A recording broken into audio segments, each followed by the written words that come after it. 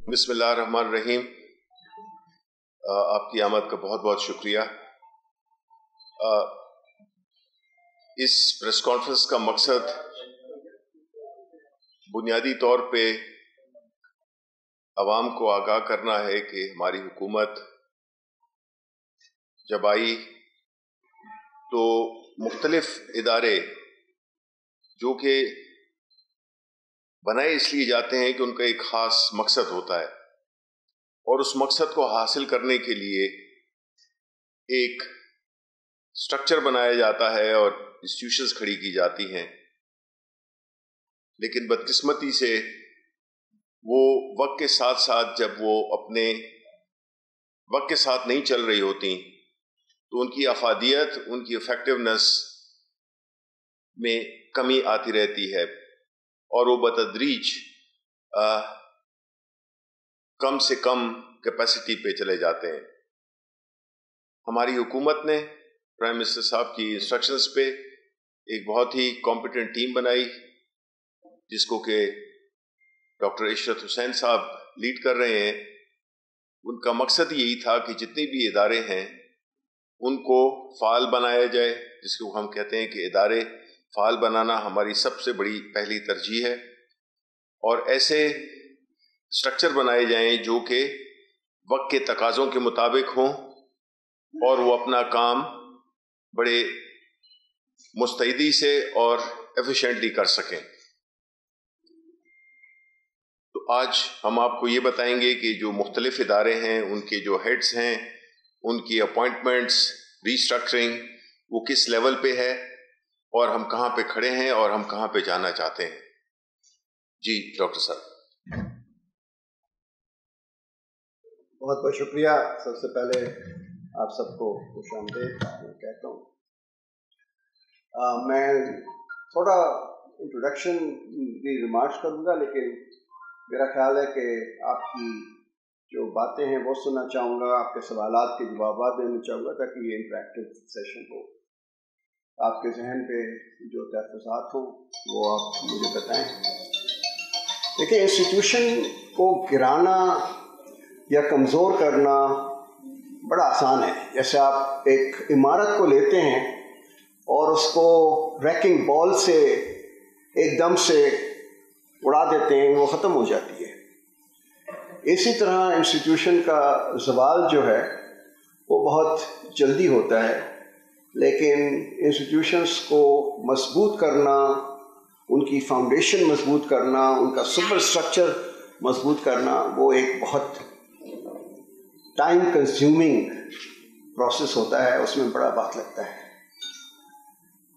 تو سب سے پہلے جو پرائم منسٹر صاحب کا ایک فرسٹ پرائرٹی تھی کہ جتنے بھی اپوائنٹمنٹس ہم ان انسٹیٹیوشنس کے ہیڈس کے، چیف ایگزیکٹو ہوں یا ان کے مینیجنگ ڈائریکٹرس ہوں یا ڈائریکٹر جنرلس ہوں، ایک شفاف اور کمپیریٹیو میرٹ بیس سسٹم پر ہونے چاہیے. تو سب سے پہلے ہم کیبنٹ کی سمری لے کے گئے کہ سلیکشن پروسیجر کیا ہونا چاہیے. ہر پوسٹ کی ایک جاب ڈسکرپشن ہوتی ہے، اس کے ایلیجبلٹی کرائٹیریا ہوتے ہیں کہ اس پوسٹ کے لیے کیا لوگ جو ہیں وہ اپلائی کر سکتے ہیں. وہ اپلیکیشنس آتی ہیں، اس کی ایک شارٹ لسٹنگ کمیٹی بیٹھتی ہے، وہ شارٹ لسٹ کرتی ہے، اور شارٹ لسٹ کرنے کے بعد ایک 10 آدمیوں کا یا 12 آدمیوں کا ایک panel of candidates short list کر کے انڈیپینڈنٹ سلیکشن بورڈ ہوتا ہے، جس کو منسٹر انچارج کے علاوہ باہر سے ایک ایکسپرٹ اس فیلڈ کا وہ بھی اس میں سلیکشن بورڈ میں ہوتا ہے. پھر اسٹیبلشمنٹ ڈویژن ہوتا ہے اور دوسرے لوگ ہوتے ہیں، اور وہ انٹرویو کرتا ہے، اور ان کو مارکنگ کرنے کے بعد پورا ایک 3 کا پینل بناتا ہے، فرسٹ، سیکنڈ، تھرڈ کا، اور وہ کیبنٹ کے سامنے جاتا ہے.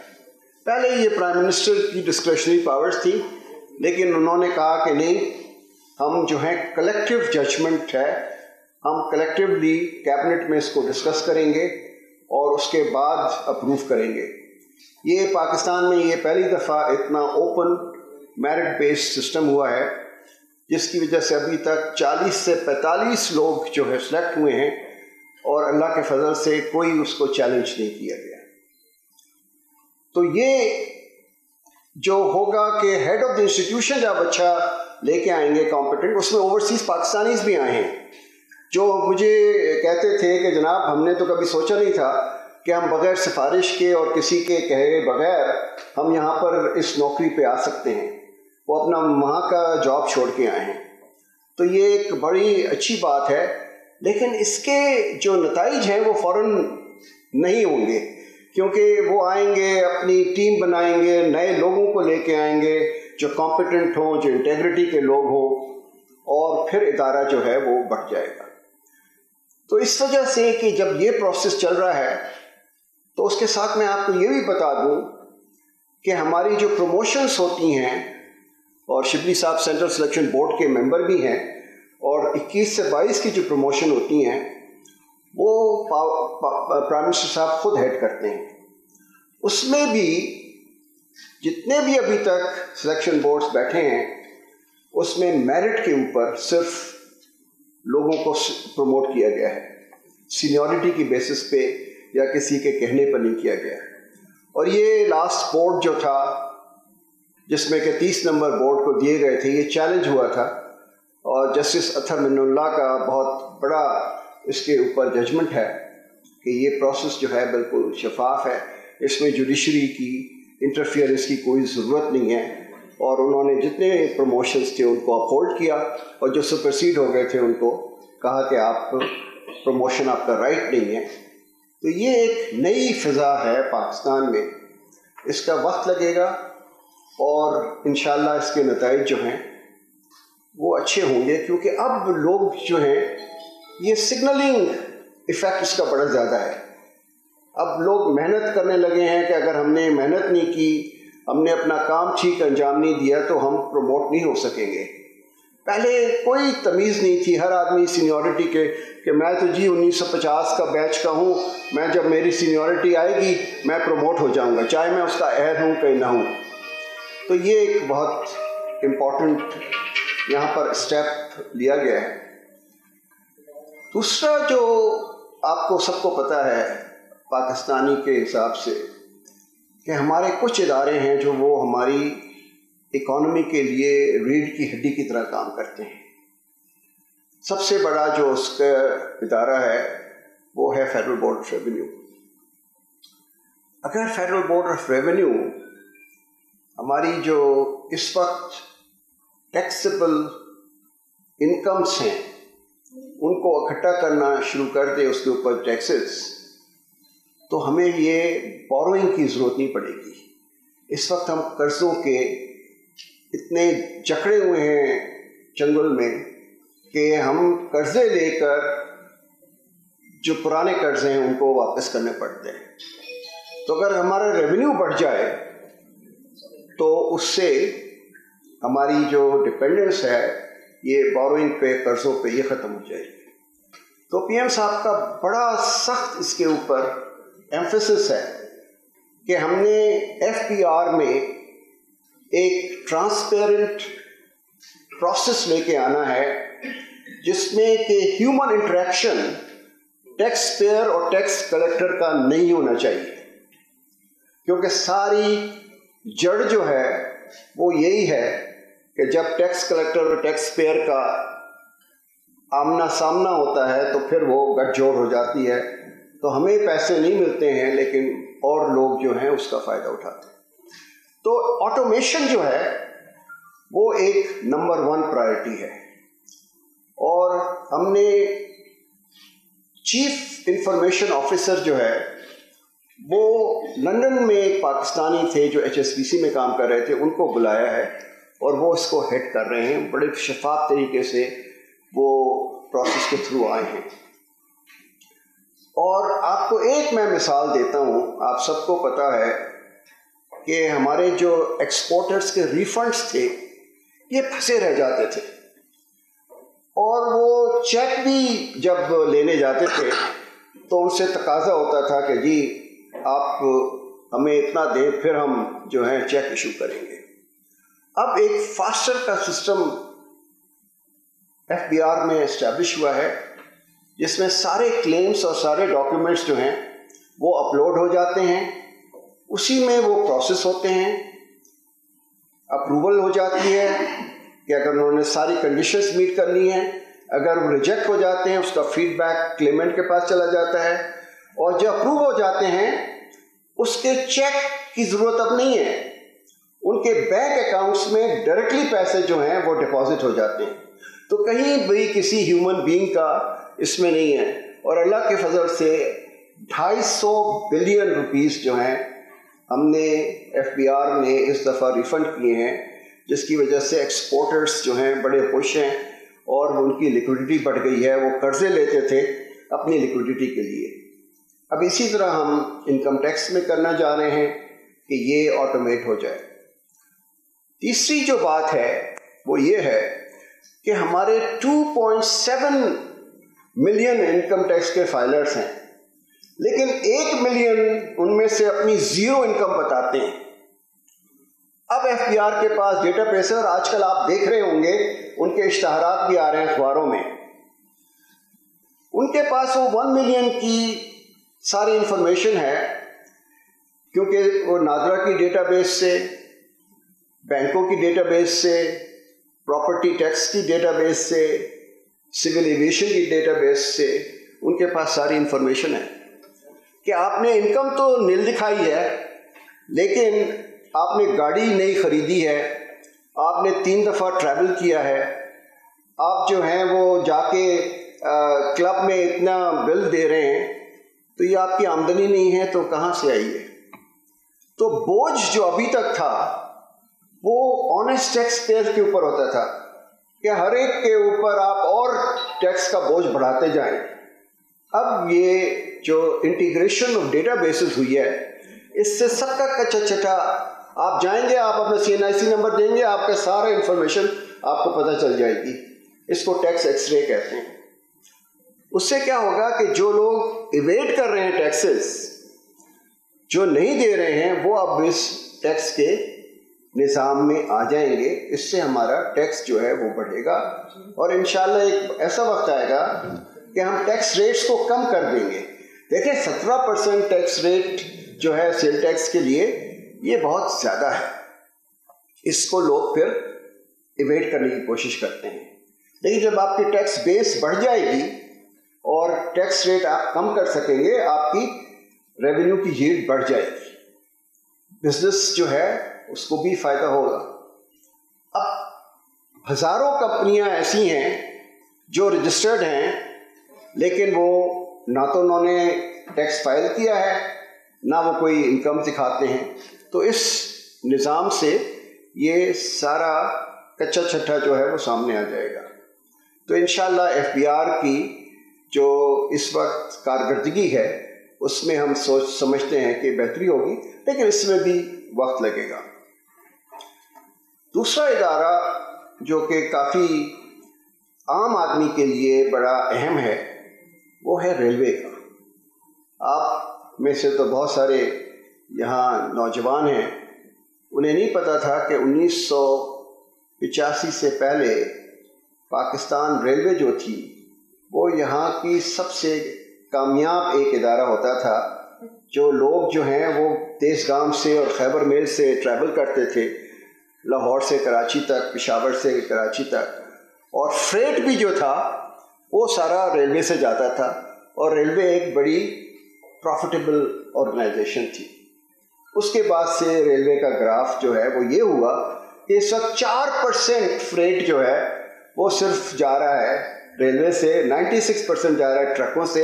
اور آپ دیکھیں ہم سڑکوں کے اوپر اتنے بلین خرچ کر رہے ہیں اور اس کی مرمت ہی کرتے کرتے رہ جاتے ہیں، کیونکہ وہ سڑکیں جو ہیں وہ ان ٹرکوں کی وجہ سے خراب ہوتی ہیں۔ تو ریلوے کی ریسٹرکچرنگ کر رہے ہیں، اس کو ڈیوائڈ کر رہے ہیں 5 کمپنیوں میں۔ ایک کمپنی ریگولیٹر ہوگی جو ریلوے منسٹری سے بالکل الگ ہوگی، جو دیکھے گی کہ سیفٹی اسٹینڈرڈز جو ہیں، جو ایکسیڈنٹ میں زیادہ ہوتے ہیں، یہ کیوں ہو رہے ہیں اور جو ہو رہے ہیں تو اس کی پینلٹی ہو. ابھی تو وہ ریلوے کا حصہ ہیں تو وہ ایک دوسرے کو پروٹیکٹ کر لیتے ہیں. ہم اس کو بالکل الگ کر رہے ہیں. ریلوے کا ریگولیٹر جو ہے وہ سیفٹی اور ایکسیڈنٹ کے اوپر ایکشن لے گا. دوسرا ہوگا ML1 جو بن رہی ہے سی پیک کے اندر, جو بالکل نیا ٹریک بنے گا, بڑی فاسٹ اسپیڈ پہ ٹرین چلیں گی جو کراچی سے پشاور تک کی, اس کی کمپنی جو ہے وہ بالکل الگ ہوگی. وہ اس ریلوے کے ہمارے محکمے سے نہیں چل سکتی ہے. تیسری ہوگی جو حکومت کی اپنی کمپنی ہوگی کہ جتنا ٹریک ہے, جتنا رائٹ آف وے ہے, جتنا انفراسٹرکچر ہے, وہ سب کے سب جو ہے وہ ہوگا گورنمنٹ کے پاس. اور چوتھی ہوگی فریٹ کمپنی اور پانچویں ہوگی پیسنجر کمپنی. اس میں آپ نے پرائیویٹ سیکٹر کو اجازت دینی ہے کہ آپ ہمارے ٹریک اور انفراسٹرکچر ریلوے اسٹیشن استعمال کریں, لیکن آپ کو اس کے اتنے چارجز دینے پڑیں گے. تو آپ کی آمدنی بھی ہو رہی ہے اور ایفیشینٹلی یہ ریلوے بھی چل رہی ہے.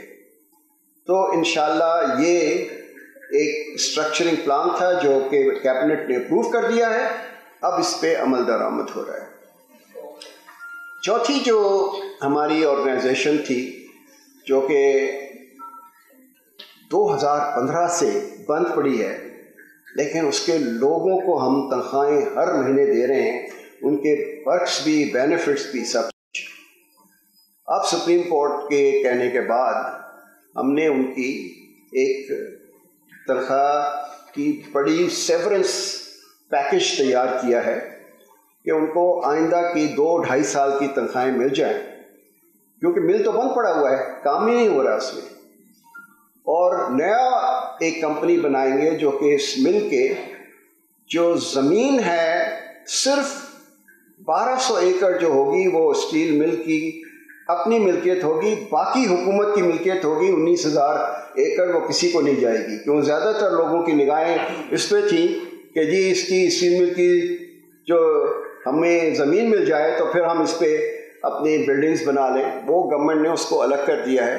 تو جو پرائیویٹ سیکٹر کے ساتھ لیسنگ ارینجمنٹ ہوگا اس میں صرف 1200 ایکڑ کی زمین جو ہے وہ اس کمپنی کو ملے گی, لیکن وہ کمپنی جو ہے وہ پرائیویٹ سیکٹر چلائے گی اور 3 ملین ٹن تک لے کے جائے گی, کیونکہ ابھی 1 ملین ٹن ہے اور ہماری ڈیمانڈ بڑھ رہی ہے تو اس کو 3 ملین ٹن تک لے کے جائیں گے. تو انشاءاللہ اسٹیل مل کو بھی ایک طرح سے ایک جان دوبارہ ملے گی اور یہ بھی اپنے پاؤں پہ کھڑا ہو جائے گا. پانچواں ادارہ ہے PIA. PIA کے اوپر اس وقت 10 سال کے جو لاسز ہیں وہ 450 بلین روپیز کے ہیں, اور وہ اب اس سال کرونا کے باوجود بھی انہوں نے کچھ آپریٹنگ پروفٹ کیا ہے, لیکن ان کے جو قرضوں کی ادائیگی ہے وہ اتنی زیادہ ہے کہ اس سے وہ نہ اپنے جہاز لیز کر سکتے ہیں نہ اور کوئی اپنی ایکسپینشن کر سکتے ہیں. تو ایک فائنینشیل ریسٹرکچرنگ پلان بنا ہے جس میں PIA کو فلیٹ جو ہے وہ دیا جائے گا, اور لوگوں کی جو تعداد ہے وہ 14,000 سے کم کر کے 7,000 کر دی جائے گی. تو گورنمنٹ نے VSS کا والنٹری سیپریشن اسکیم 3,500 لوگوں کے لیے کی ہے, جس میں ان کو کافی اٹریکٹیو پیکیج ملے گا جو لوگ ریٹائر ہونا چاہتے ہیں. اور 3,500 لوگ جو ہیں وہ آؤٹ سورسنگ ہے, کیٹرنگ ہے, انجینئرنگ ہے, اس قسم کی جو سروسز ہیں جو PIA کے کور بزنس نہیں ہیں ان کو ختم کر کے اور وہ نان کور بزنس کو آؤٹ سورس کر دیں گے. تو اس سے بھی 3,500 لوگ جو ہیں وہ PIA کے پے رول سے نکل جائیں گے. تو ہمارا جو ریشو ہے وہ 500 پرسن پر پلین سے کم ہو کے وہ 250 پرسنس ہو جائے گا. وہ ایمریٹس سے اور قطر سے ابھی بھی زیادہ ہے, لیکن اور ہم پروفیٹیبل روٹس پہ جانے کی کوشش کریں گے, اور یہ کوشش کریں گے کہ جہاں پاکستانیز ہیں ان مقام پہ زیادہ سروس کی جائے اور جو لاس میکنگ ہیں ان کو ختم کیا جائے. تو یہ PIA کی ریسٹرکچرنگ ہے. اس سے بھی ہمیں کچھ امید ہے کہ جو ہمارے لاس ہو رہے ہیں اتنے, اور جو ہم بجٹ کے ڈیفیسٹ ہیں اور سبسڈیز ہمیں دینی پڑتی ہیں یہ بھی کم ہو جائیں۔ ایک اور جو اہم بات میں آپ سے کرنا چاہ رہا ہوں کہ بزنس مین کے لیے اور اسپیشلی نیا کاروبار شروع کرنے والوں کے لیے ہمارے ریگولیشنز جو ہیں وہ بڑے کٹھن ہیں۔ آج تک پاکستان میں کسی کو یہ نہیں پتہ ہے کہ اگر آپ فیڈرل، پروونشل اور لوکل گورنمنٹ کے سارے رولس اور ریگولیشنز، NOCs، پرمٹس، لائسنسز جمع کر لیں تو وہ آپ کو 100 سے زیادہ چیزیں چاہیے ڈفرینٹ اداروں سے۔ کون اس ماحول میں بزنس کر سکتا ہے یا بزنس کو ایکسپینڈ کر سکتا ہے؟ تو اس کے لیے حکومت پاکستان نے پروونسز، فیڈرل گورنمنٹ، چیمبرز اور پرائیویٹ سیکٹر کے ساتھ مل کے ایک کمیٹی بنائی ہے جو ریویو کر رہی ہے کہ کون سے رولس اور ریگولیشنز جو ہیں وہ بیکار ہیں، ریڈنڈنٹ ہیں، ان کی کوئی ضرورت نہیں ہے، اور کیسے ہم سہولت پیدا کریں ہمارے بزنس مین کے لیے کہ وہ اپنا کاروبار جو ہے وہ شروع کر سکیں اور بڑھا سکیں بغیر حکومت کی مداخلت کے۔ تو یہ چند اداروں کی میں نے آپ سے بات کی ہے جو کہ کافی پاکستان کی معیشت کے لیے بڑے سر درد بنے ہوئے تھے اور ہم اس کی ریفارم کر رہے ہیں۔ یہ تو ہو چکے ہیں، اسٹیٹ بینک اور SCCB کا میں ذکر نہیں کر رہا، ان میں کچھ تھوڑا بہت اوپر نیچر ہو رہا ہے لیکن وہ ادارے بڑے اچھی طرح سے کام کر رہے ہیں۔ تو میں یہاں پر آپ کے سوالات کے جواب دے سر، آپ کی جو گفتگو ہے اس کو اگر عام فہم میں لیا جائے تو اسٹیل مل کو آپ پرائیویٹائز کرنے کے لیے اسٹریٹجی مکمل کر چکے کہ اس کی جو ایکسٹرا لینڈ ہے اس کو علیحدہ کر دیا گیا اور 1200 جو لینڈ ہے کنال ہے ایکڑ اس کے تحت آپ اس کو پرائیویٹائز کرنے جا رہے ہیں۔ پرائیویٹائز نہیں، لیز کرنے جا رہے ہیں۔ نمبر 2، PIA سے آپ 7000 ملازمین واٹ ایور گولڈن شیک ہے جو بھی وہ آپ ملازمین لے آف کرنا چاہ رہے ہیں، از اٹ نہیں 3500 کو آپشن دے رہے ہیں کہ آپ اگر کرنا چاہیں والنٹری ہینڈ شیک تو آپ کو اتنا بڑا پیکج ملے گا، آپ لے لیں، ان کی مرضی ہے وہ لینا چاہتے ہیں نہیں لینا چاہتے، اور اگر نہیں لیتے نہیں لیں گے رہیں گے وہ 3500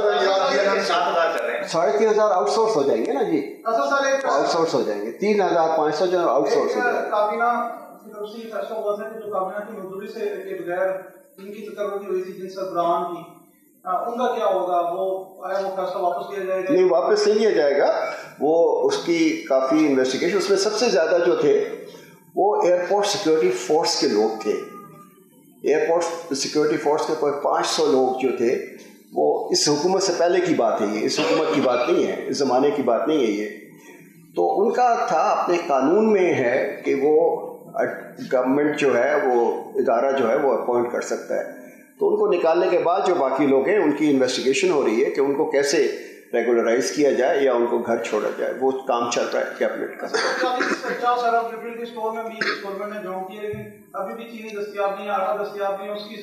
نہیں، بالکل آپ صحیح فرما رہے ہیں، لیکن دیکھیں جب مارکیٹ کی پرائس اور یوٹیلیٹی کی پرائس میں بہت زیادہ فرق ہو جاتا ہے تو جو مڈل مین ہے وہ یوٹیلیٹی اسٹور سے لا کے خرید کے اور اپنی دکانوں پہ بیچتا ہے، تو ہمیں یہ بھی دیکھنا پڑے گا کہ یوٹیلیٹی اسٹور کی جو پرائس ہے وہ ریئلسٹک ہے کہ نہیں۔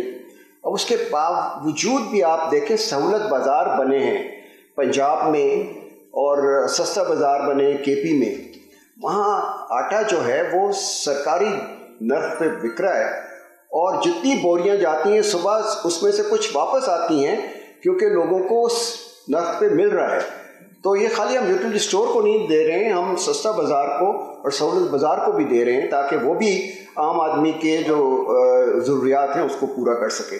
وہاب کامران سما سے جی شبلی صاحب سے سب سوال ہے۔ سر، پلان تو ماشاءاللہ بہت اچھی ہے لیکن ایک سوال ذہن میں آیا اچانک سے کہ اعلان تو تھا 1 کروڑ کے قریب نوکریاں دینے کا، تو نوکریاں دینے کا بھی پلان ہے سر حکومت کے ذہن میں یا سر فی الحال نکالیں؟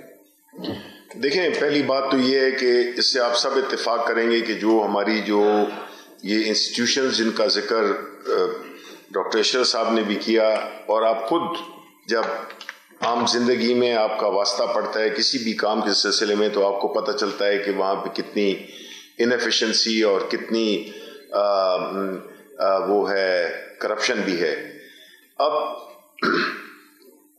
جو نوکریوں کا جہاں تک تعلق ہے، باوجود اس کے کہ کووڈ جیسے موذی مرض سے ہم ایک قسم کے بہتر طریقے سے دوسرے ممالک کے مقابلے میں ہم نکلے، تو ان حالات میں دوسرے ممالک میں جتنی کہ نوکریوں سے لوگ نکالے گئے ہیں، الحمدللہ کہ ہمارے ملک میں یہ نوبت نہیں آئی.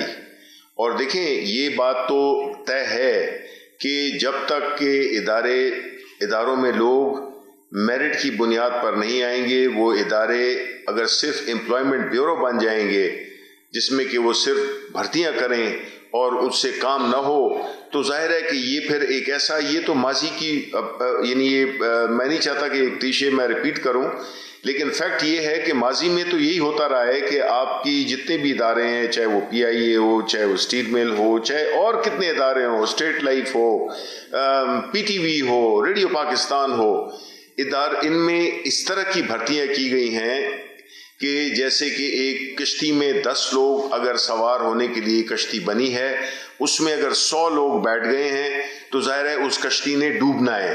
تو مقصد کیا ہے کہ ادارہ ایفیشینٹ رہتا بھی نہیں ہے اور نہ وہ منافع وہ کر سکتا ہے.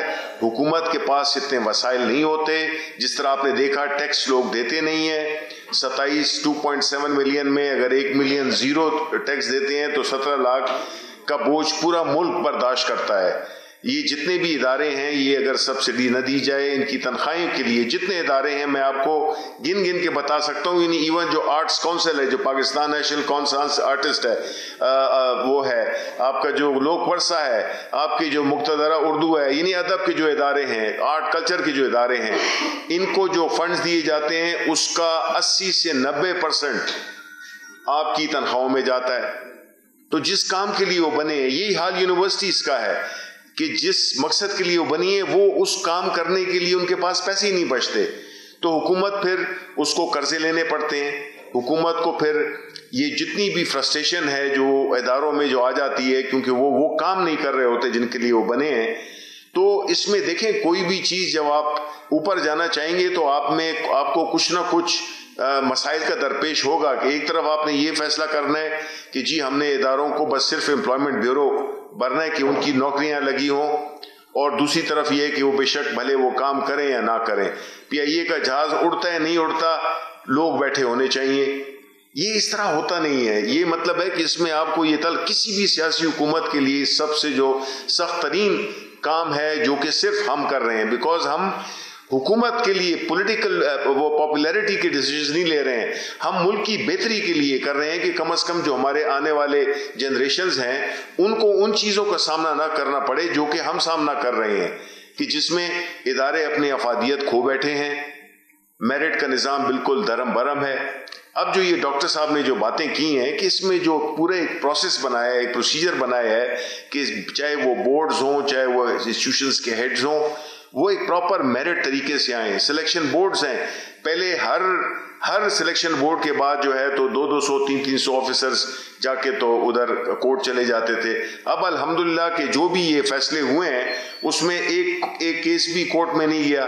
اس کی وجہ یہ کہ سسٹم بڑا ٹرانسپیرنٹ رکھا ہے، میرٹ بیسڈ رکھا ہے. تو اگر اس ملک نے اوپر جانا ہے تو پھر ہمیں کچھ نہ کچھ ماضی کی ہوئی غلطیوں کا ہمیں ازالہ کرنا ہوگا.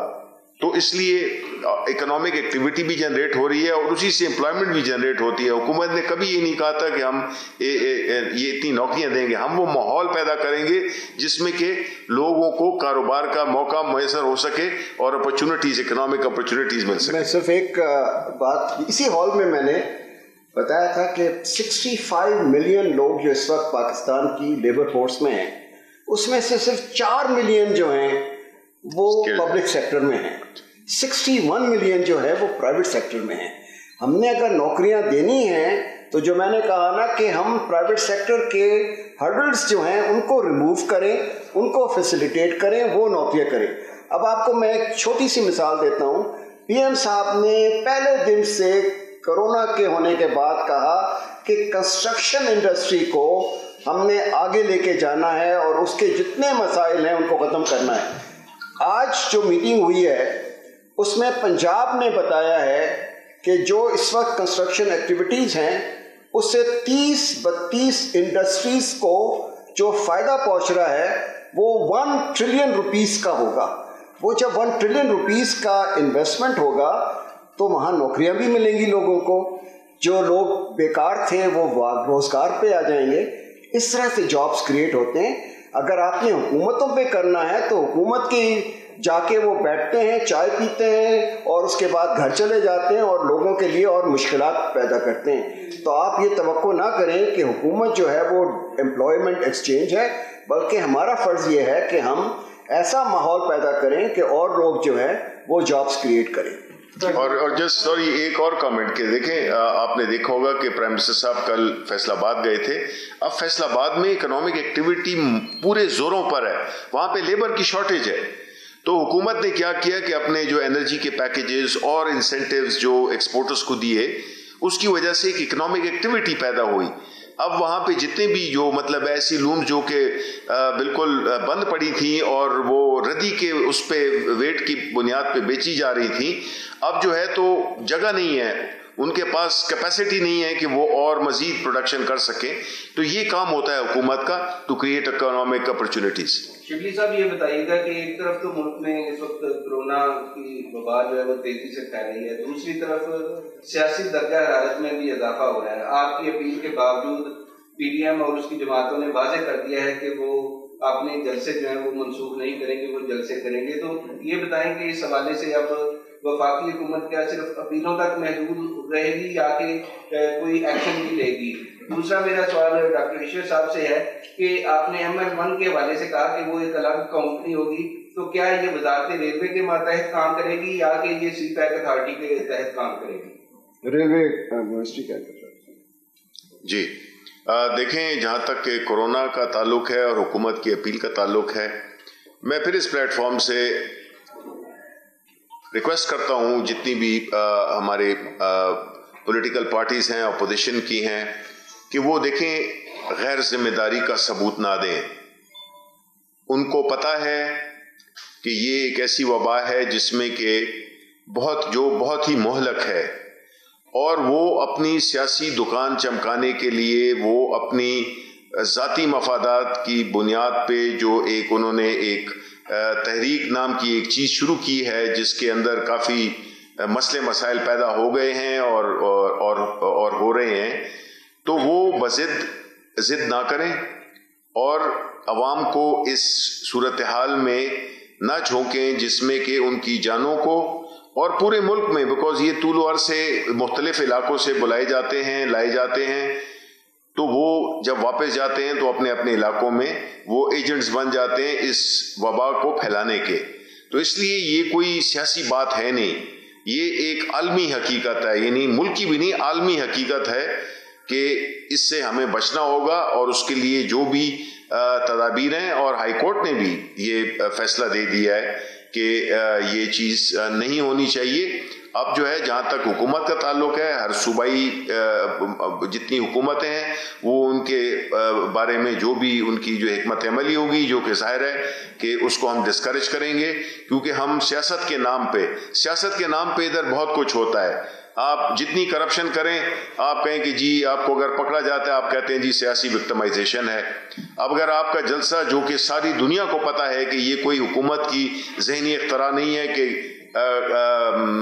کورونا ہے, یہ تو ایک حقیقت ہے, دنیا میں ہم دیکھ رہے ہیں, ہمارے ہمسائے ملک میں آپ دیکھیں تو ہمیں اس بات پہ رشک آئے گا کہ ہمارا ملک الحمدللہ اس سے کافی بچا ہوا ہے. لیکن وہ اس لیے بچا ہوا ہے کہ ہم نے کچھ ایک بنیادی تدابیر اختیار کی تھیں, تو اگر ہم وہ نہیں کریں گے تو ہمارا حال بھی پھر خدا نہ خواستہ خاکم بدم وہ پھر ہمارے ہمسائے ملک جیسا ہوگا. تو یہ تو ذمہ داری ان پہ, اور ہم نے کہا ہے کہ یہ جو بھی اگر خدا نہ خواستہ یہ اس میں ہوا, اسپتالوں میں بوجھ پڑا, اس کی ڈائریکٹ ذمہ دار جو ہے نا وہ اپوزیشن ہوگی, ان پارٹی کے رہنما ہوں گے اور وہ آرگنائزرز ہوں گے جن کے خلاف قانونی کارروائی کی جائے گی. جی ادھر سر ڈاکٹر صاحب پین لکھ لیں 8-10 سوال. نہیں سکتے ٹائم 10 سوال تو غیر مناسب ہے نا. ڈاکٹر صاحب ایک تو یہ بتائیں یہ اسٹیل مل کا پی آئی اے کا ریلوے کا جو حساب ہے اس کا کیا فیوچر ہوگا؟ یہ آیا اس کو بیئر کرے گی جب خاص کر اسٹیل مل جب آپ لیز میں دینے جا رہے ہیں تو ان کا 310 ارب تقریباً ان کا ہے وہ جو لائبلٹیز ہے ان کا کیا ہوگا؟ ریلوے کی لائبلٹی کیا ہوگا؟ دوسرا آپ نے یہ جو 45 لوگ رکھے ہیں مختلف ہیڈ رکھے ہیں اور ریفارمس بھی کر رہے ہیں، ایک مجھے یہ بتائیں کہ جو آپ نے یہاں پر کچھ ہیڈ رکھے ہیں ریٹائر بریگیڈیئرس ہیں میجر جنرلس ہیں ان کے لیے کوئی کرائٹیریا نہیں ہے. ایک بریگیڈیئر صاحب ہیں NTC کے ہیں 10 سال سے بیٹھے ہیں وہ کمپنی ہے اور کمپنی میں آپ کو لاس پتہ ہے کہ 3 سال بعد ایڈورٹیزمنٹ ہوتی ہے. آپ کی حکومت نے ان کو 3 دفعہ ایکسٹینشن دی ہے، 2 ایکسٹینشن وہ لے چکے ہیں. اسی طرح NIH میں ایک میجر جنرل بیٹھے ہیں وہ بریگیڈیئر تھے کسی زمانے میں وہ بھی 8 سال سے بیٹھے ہیں. آپ کدھر سے PTA میں بیٹھے ہیں؟ آدھی پوسٹنگ آپ نے کی ہیں فوجیوں کی ہیں. آپ نے تعمیرات کی اتھارٹی کا جو سربراہ بنایا ہے نہ وہ سول انجینئر ہے نہ وہ ٹاؤن پلانر ہے نہ وہ آرکیٹیکٹ ہے. تو آپ ان اداروں کو کس طرح چلائیں گے؟ دوسرا میرا ایک اور سوال ہے، آپ جو انسٹیٹیوشنل ریفارمس کر رہے ہیں آپ کے اوپر ایک پرائم منسٹر نے کیبنٹ کمیٹی بنا دی ہے شفقت میں اور وہ آپ کی جو ساری ریفارمز ہیں ان میں سے اکثر کو ریجیکٹ کیا جا رہا ہے.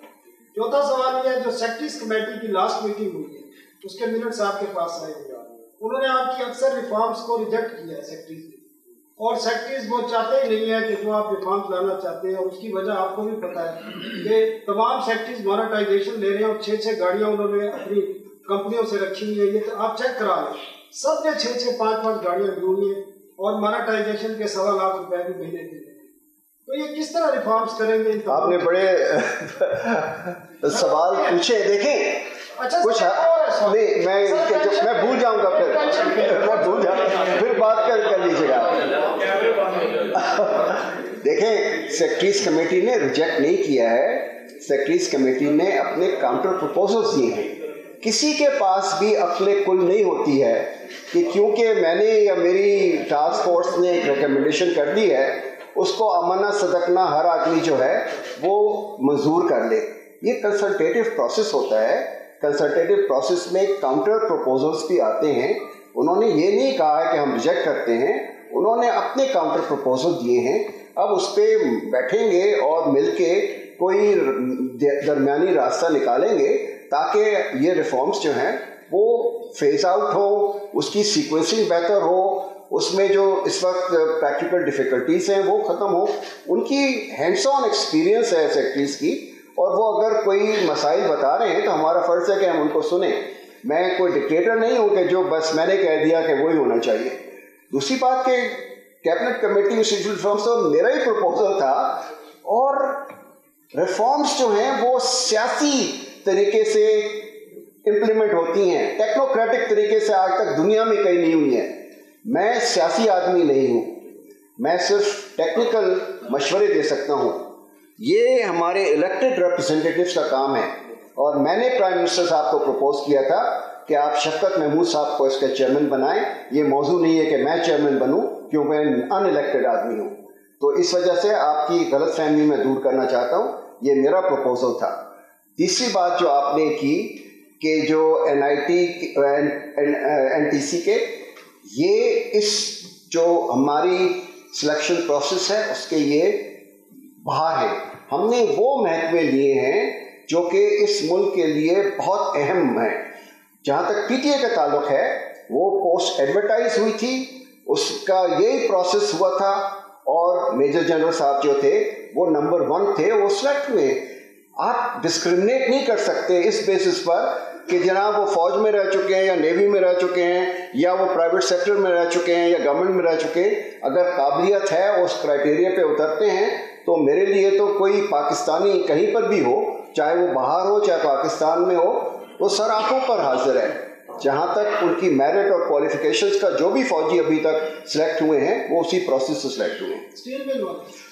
دیکھیں اسٹیل مل کے جو اس وقت دیکھیں میں فائنینشیل ریسٹرکچرنگ کی آپ کو بات بتا رہا ہوں نا. ہم یا تو اس کو ایمورٹائزیشن کے طور پر جو لانگ ٹرم ان کے لونس ہیں جیسے ایمورٹائز ہوتے جائیں گے ہم اس کو اپنی ایکوٹی میں کنورٹ کر دیں گے.